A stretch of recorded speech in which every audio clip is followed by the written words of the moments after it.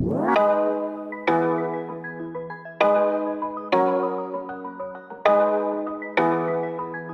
to another wedding vlog.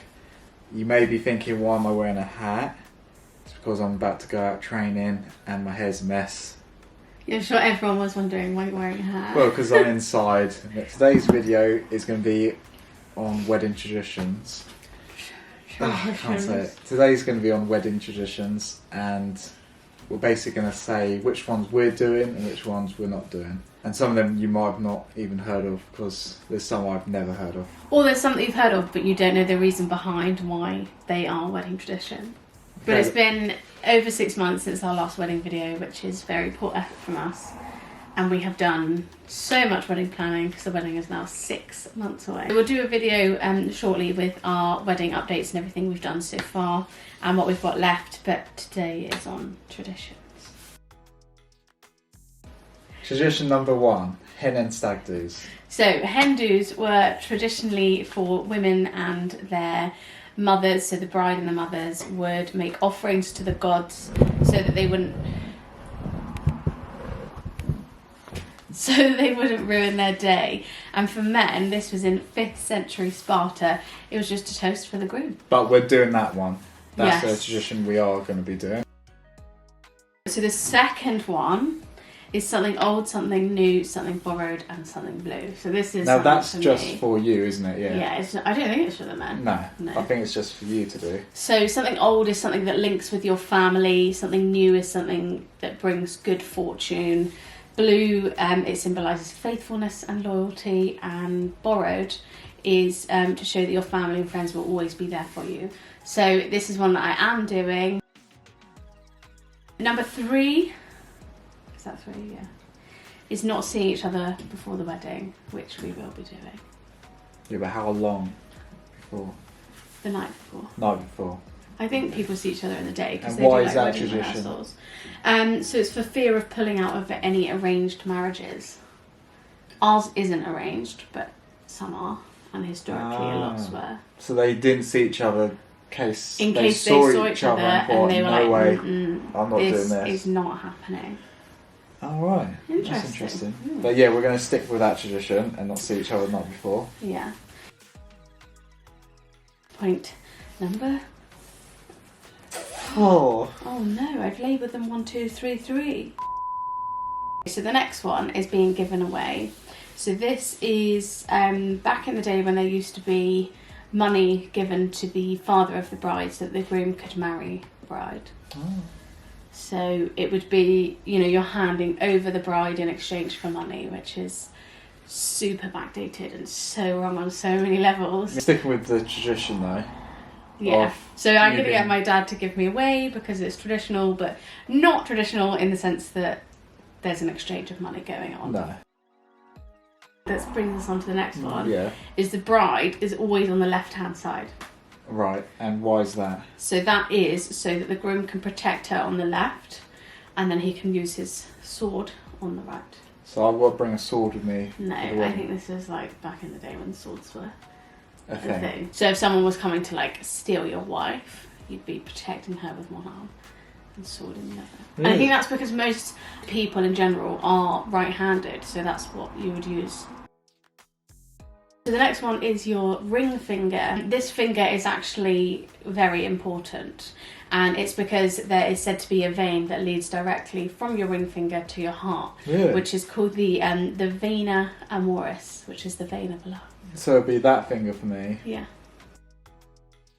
Another one is a tiered wedding cake. We aren't following. No, we're not going to be doing that one, but we're going to put a twist on it. So the top tier is No, going to be... No, we can't say. We can say this. The top tier is going to be a cake, the rest is not. Yeah. So we're sticking with the tradition of there being a cake and the fact that the top tier is like... We'll get cut. And we're not going to do the silly thing like putting her head in the cake. No, that's not happening. No, I'm not doing that. That's just a waste of food. Yeah. So cutting the cake is usually done by the bride to ensure that the marriage is blessed with kids. But we're going to do the classic, both of us. Just for the picture? Holding... Yeah, just for the picture. Coffee break. Next one is a white dress. There's many different shades of white. There's like ivory and stuff. So my dress is not like pure white. It's ivory, I think. But it looks pretty white to me. And why is it white dress? White is linked to purity, and also only the rich could afford white back in the day. So it was a sign of your wealth and your virginity. That's why mine is not white. Why yours isn't pure. So the next one is the veil. This is usually to hide the bride's beauty, and it also wards off evil spirits. They also say to not let your friend try on your veil after your wedding day, because it's said that she'll then steal your husband. Oh, really? But that is something we are following. I am on the hunt for a veil at the moment. Next one is throwing the bouquet, which I will do. I think it's fun. I just want to throw something now you said that. So the bouquet was to hide the bride's odour. So people used to be very smelly. But why would they chuck it? No, but that's why they had a bouquet. That was like a fun fact. But they chuck it because obviously whoever catches it is the smelly one. No, whoever catches it is the next to get married. Next in line. We should like rig it. Rig it. Throw it to someone. But if anyone proposes at our wedding, that's a no-no. If anyone what? Proposes at our wedding. Oh yeah, we don't want our thunder to be stolen. If you're planning that and you're a guest that's watching, don't do it. Don't do it. You'll be kicked out. Lewis will get his sword. Yes. Next one is wedding favours, and that is usually for guests to remember the day, which seems fairly obvious. I think traditionally it was like almonds, like sugar-coated almonds. Like a goodie bag. We're not doing that because we'd rather give you more drinks. Yeah. And I have worked so many weddings that no one really takes them home and they're all just left on the floor. I would take it home, feel present though. Yeah, and if it was a good one though, what have you got? Sugar-coated almonds. Next one is confetti, and that is once the bride and groom are married, they walk through the tunnel of people, and people throw. Are we going to get everyone to put their arms over that? We should do. It would look good for the video, wouldn't it? Well, that look cheesy. Probably look cheesy, but it's cool pictures. I've seen it. Yeah. But traditionally it was rice, which would apparently encourage fertility. How? I don't know. Still again, I was yawning. We're going to do biodegradable petals. We could do rice and just recycle it. We could do rice. Is that a bit weird though? Uncooked or cooked rice? No, it's uncooked. Imagine them chucking sticky rice at us. Do you know what fertility means? Yes, getting pregnant. Yeah. Maybe we won't do rice then. So the next one is the first dance, which usually kicks off the party. It's usually the dad dancing with the daughter. The daughter. The dad dancing with the daughter first, and then you have your usual first dance with your groom and the song that you pick and stuff. So we are going to do that. I'm going to do a father-daughter dance first to a song, and then we're going to do our first dance to another song. Do I have to ask may I cut No, in? the song will finish and then it'll be us. We haven't got dates in these traditions. Someone did do their research. Next one is the honeymoon. So this was founded by the Vikings. So that was in the Viking era. Is that date good enough for you? That is. That's pretty cool. Why honeymoon? So it used to be called the honey month because the brides and the grooms would take a month off and be together. And for Viking newlyweds, they would stay in a cave together for a month. But then people just changed that over time to the honeymoon instead of the honey month, because who can realistically get that much time off work? Which we will sort do of it, are. but we aren't going to rush into it. No, we're gonna spend like 5 days to a week somewhere in the UK, and then we're going to do a honeymoon next year just because of COVID and everything, and see where we're allowed. And save more money so it can be better, I guess. Yeah, so we'll do that next year. The next one is carrying bride over the threshold. Interesting. Do you know what that means? No. It's when you pick the bride up and you carry her through the door. The threshold. Did I read that right? Yeah, it's called a threshold. threshold. Oh right, I thought I read something wrong. So this is apparently to help warn off evil spirits, which apparently are able What's to come... with these evil spirits? With I don't the know, veil, it's very old. the sword, like, Yeah. we're going to battle. And there's more to do with spirits, which we'll come to. But apparently it's easier for spirits and evilness to come through your feet, so that's why the groom would carry. I guess we'll try to do that, won't we?